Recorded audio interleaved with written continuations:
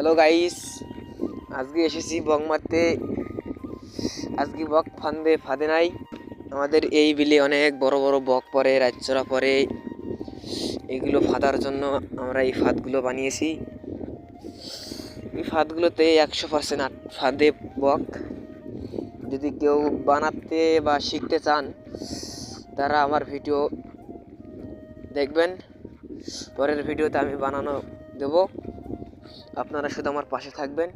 আমার চ্যানেলটি নতুন হলে একটি সাবস্ক্রাইব করে দেবেন।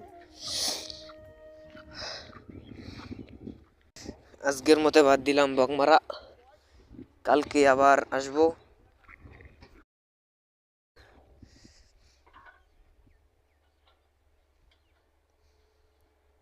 আসলাম মুখির কথা হাসিলে পাবি।